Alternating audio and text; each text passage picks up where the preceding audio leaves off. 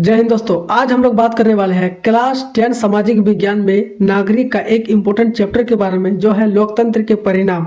आइए दोस्तों समझते हैं इसमें कौन कौन से इम्पोर्टेंट टॉपिक है, कौन कौन सा इम्पोर्टेंट क्वेश्चन पढ़ना है। हम आपको पीडीएफ के जरिए सारा नोट्स दे देंगे, आपके एग्जाम में बहुत ही ज़्यादा इंपॉर्टेंट रोल निभाएगा। चलिए सबसे पहले समझते हैं पहला क्वेश्चन। इसमें सबसे पहला क्वेश्चन पूछ रहा है कि लोकतंत्र की प्रमुख विशेषताएं क्या है, यानी लोकतंत्र का गुण क्या है। आइए समझते हैं। देखिए, उत्तर लोकतांत्रिक शासन संविधान के आधार पर संचालित की जाती है। ये जो लोकतांत्रिक होता है दोस्तों, किसी भी देश का, ये संविधान के आधार पर ही संचालित की जाती है। आइए समझते हैं सेकंड पॉइंट।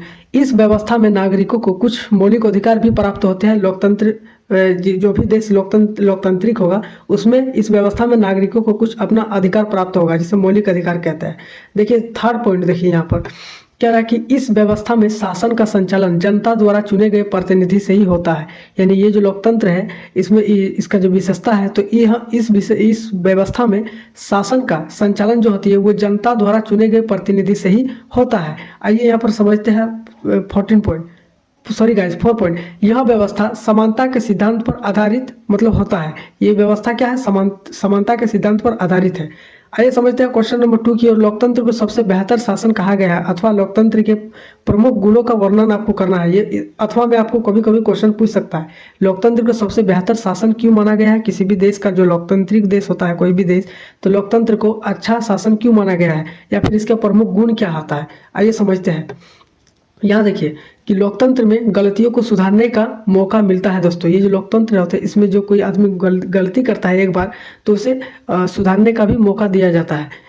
देखिए सेकंड पॉइंट, लोकतंत्र में लिए गए फैसले जो होते हैं वो जनता में होता है, जनता के हित के लिए ही होता है या फिर हित में होता है। लोकतंत्र में कोई भी जो फैसला लेता है वो जनता को सबसे पहले पूछे जाते हैं और जनता के हित में ही लेता है फैसला। यहाँ पर देखिए, लोकतंत्र में समानता की भावनाओं को, आगे समझते हैं, लोकतंत्र में समानता की भावनाओं को प्रोत्साहन दिया जाता है। ये जो तीसरा पॉइंट है, ये देखिए चौथा पॉइंट को देखिए। यहाँ पर चौथा क्या कह रहा है कि लोकतंत्र में विवादों का समाधान बेहतर ढंग से किया जाता है। ये जो लोकतंत्र होता है उसमें जो विवाद होता है तो उसका समाधान उसको बेहतर ढंग से किया जाता है। कोई भी विवाद होता है, कोई भी झगड़ा वगैरह होता है, तो उसको समाधान किया जाता है अच्छे तरीके से। यही लोकतंत्र की खूबसूरती होती है। आइए समझते हैं क्वेश्चन नंबर 3 की ओर। क्वेश्चन नंबर 3 है कि लोकतंत्र किस तरह उत्तरदायी, जिम्मेवार और वैध सरकार का गठन करता है। ये लोकतंत्र के बारे में आपको बात करना है कि उत्तरदायी किस प्रकार है, ये जिम्मेवार है और वैध सरकार का गठन करता है कैसे। आइए समझते हैं। उत्तर देखिए, सबसे पहले है हमारे दोस्तों आंसर कि उत्तरदायी सरकार। ये जो लोकतंत्र जनता के लिए बनाई गई शासन व्यवस्था है। लोकतंत्र क्या है दोस्तों, जनता के लिए बनाया गया एक शासन व्यवस्था है, यानी एक व्यवस्था है जिसमें शासन करती है। तो अतः यह पूरी तरह से जनता के प्रति उत्तरदायी है। अब सरकार कोई ऐसा कदम ना उठा सकती है या फिर नहीं उठा सकती जो जनता की इच्छाओं का विरुद्ध हो। तो ये उनका उत्तरदायित्व है सरकार का, क्योंकि लोकतंत्र जो है वो जनता के लिए ही बनाया गया एक शासन व्यवस्था होता है। तो कोई भी ऐसा काम ना करे सरकार जिसमें जनता को तकलीफ हो या फिर उनके इच्छाओं के विरुद्ध हो, तो ऐसा नहीं होना चाहिए। आइए समझते हैं जिम्मेवार सरकार। या जिम्मेवार सरकार देखिए, लोकतंत्र में जनता के कल्याण और विकास की जिम्मेवारी सरकार पर होती है। क्या होती है दोस्तों कि लोकतंत्र में जनता के जो कल्याण होती है, जनता के बारे में, और उसकी विकास, तो इसकी जिम्मेवारी सरकार पर ही होती है। क्योंकि सरकार हमेशा लोकहित और लोक कल्याण का ही कार्य करती है। कोई भी सरकार हो, किसी भी देश की सरकार, वो हमेशा लोकहित के लिए ही काम करेगी और लोक कल्याण के ही, ताकि लोगों का भला हो। और इसके लिए शासन में जनता की भागीदारी सुनिश्चित करना सरकार का अपना उत्तरदायित्व होता है। आगे समझिए वैध सरकार। यहाँ पर वैध सरकार समझिए, कह रहा है कि लोकतांत्रिक सरकार एक निश्चित समय के लिए वैधता होती है। क्या होती है, एक निश्चित समय के लिए वैधता होती है और प्रत्येक 5 वर्ष के बाद चुनाव होती है। यह हम सबको पता है। तथा चुनाव के समय जनता अपनी सरकार को बदलने में पूर्ण स्वतंत्र भी होती है। यही होता है वैध सरकार। आइए दोस्तों अब समझते हैं क्वेश्चन नंबर 4 की ओर। क्वेश्चन नंबर 4 है हमारा कि लोकतांत्रिक अधिकार से आप क्या समझते हैं। कुछ लोकतांत्रिक अधिकारों का उल्लेख भी आपको करना है। तो वैसे अधिकार जो नागरिकों को राज्य की ओर से शासन में भाग लेने का अधिकार प्रदान किया जाता है, उसे लोकतांत्रिक अधिकार कहते हैं। क्या वैसे अधिकार होता है दोस्तों जो नागरिकों को, यानी जनता को, राज्य की ओर से शासन में भी भाग लेने का अधिकार प्रदान किया जाता है। यही होता है लोकतांत्रिक अधिकार, जो लोकतंत्र में जनता को अधिकार दिया जाता है कि आप भी शासन में भाग ले सकते हो। इसमें नागरिकों को राजनीतिक प्रशिक्षण प्राप्त होता है तथा निर्वाचन में भाग लेने से राजनीतिक कार्यों को करने में या फिर करने की क्षमता और उत्तरदायित्व की भावना का विकास होता है। यही होता है लोकतांत्रिक अधिकार। आइए आगे समझते हैं इसका कुछ अधिकार जो है उल्लेख भी करना है। तो लोकतांत्रिक अधिकार का उल्लेख दोस्तों समझिए, सबसे पहला मतदान का अधिकार। जनता को मत, अपना मत यानी वोट देने का भी अधिकार होता है लोकतांत्रिक व्यवस्था में। तो दोस्तों राजनीतिक पद पाने का अधिकार, कोई भी नागरिक हो, कोई भी जनता हो, सबको शासन में आने का अधिकार है, राजनीतिक पद पाने का अधिकार है। देखिए समानता का अधिकार, सभी को समान समानता का अधिकार दिया गया है। सरकार का आलोचना करने का अधिकार है। लोकतांत्रिक शासन व्यवस्था में आप सरकार का आलोचना भी कर सकते हैं। सरकार यदि आपको या फिर कोई जनता को लगती है कि सरकार गलत काम कर रही है या फिर जनता के विरुद्ध काम कर रही है, तो वो सरकार की आलोचना भी कर सकती है, सवाल भी पूछ सकती है, या फिर मीडिया कॉन्फ्रेंस के जरिए या फिर मीडिया के जरिए जो होती है, पत्रकारों के जरिए वो अपनी आवाज़ को पहुंचा सकती है सरकार के प्रति। तो ये होता है लोकतांत्रिक अधिकार जो हमें मिला हुआ था। आइए आगे समझते हैं।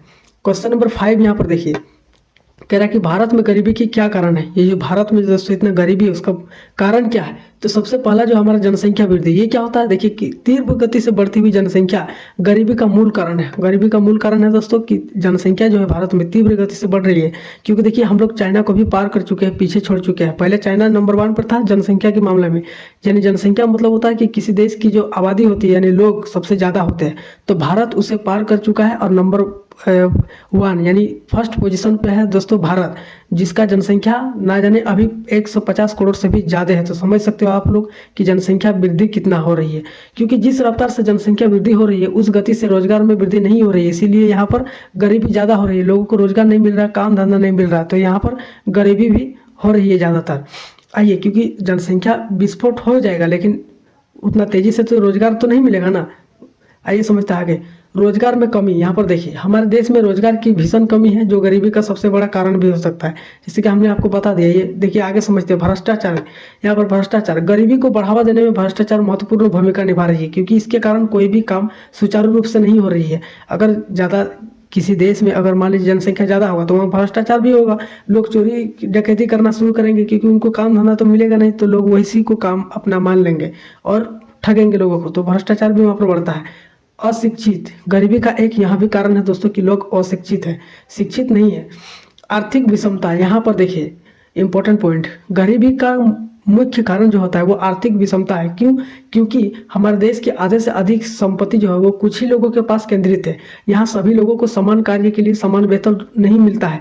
किसी भी कोई भी आदमी हो, अलग अलग उनके काम के लिए उनको समान वेतन, पेंशन, उसको पैसा नहीं मिलता है। इसका भी एक मूल कारण हो सकता है आर्थिक विषमता।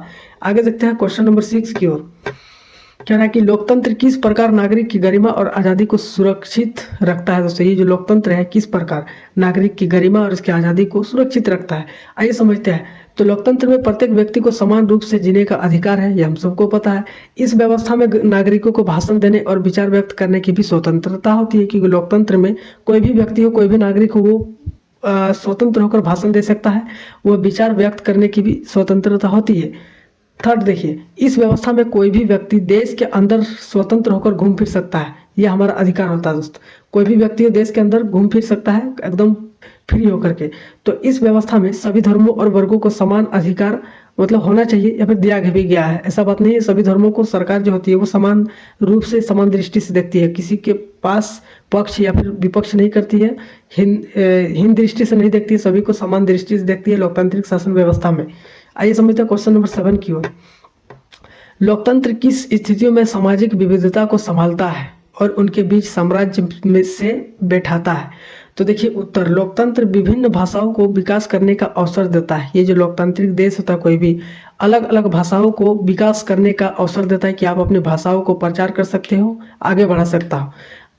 आगे देखिए कि लोकतंत्र में गरीबी और अमीरी सभी को मत देने का अधिकार है दोस्तों, चाहे कोई गरीब हो या अमीर हो, सब अपना वोट दे सकता है लोकतंत्र में।